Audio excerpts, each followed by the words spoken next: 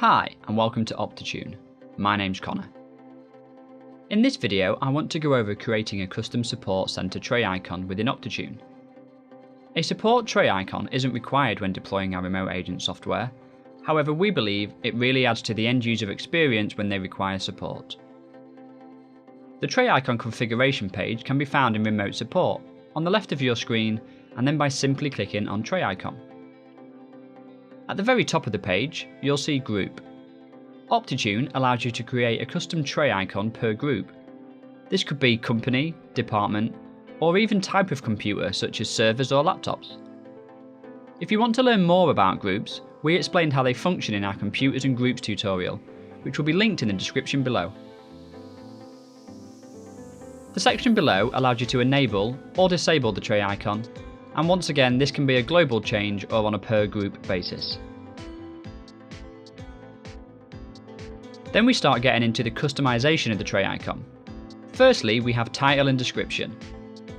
The title will display when you hover over the tray icon, and both are displayed when you open the application.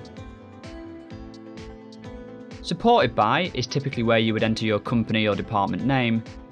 Website, email and phone are once again your company's or department support details and will show as hyperlinks on the tray icon application.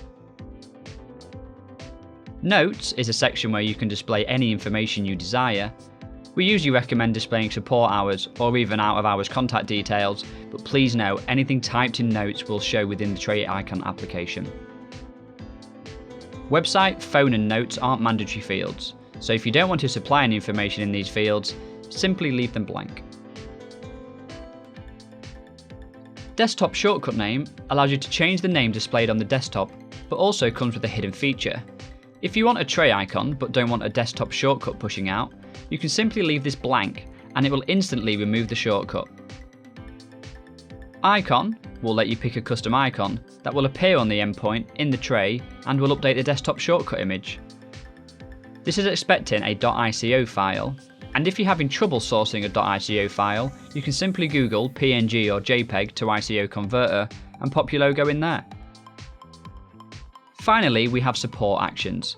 We provide 3 options for support actions: request remote assistance, URL and email. Remote assistance will send a request to your OptiTune instance and will map the device for you. You'll find these assistance requests under the remote support section. This will allow you to directly support the customers when they click Require Assistance.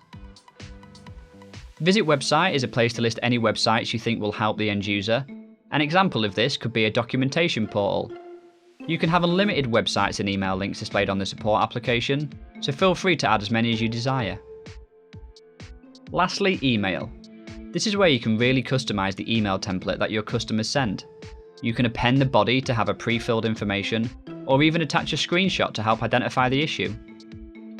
As stated at the beginning of this video, we mentioned you can fully customize the tray icon based on groups.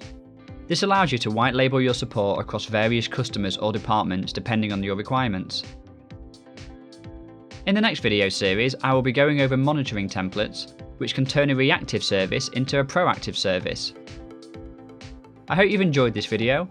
I've been Connor, and this has been OptiTune's Custom Support Center. If you've liked the video, please subscribe and have a great day. Goodbye.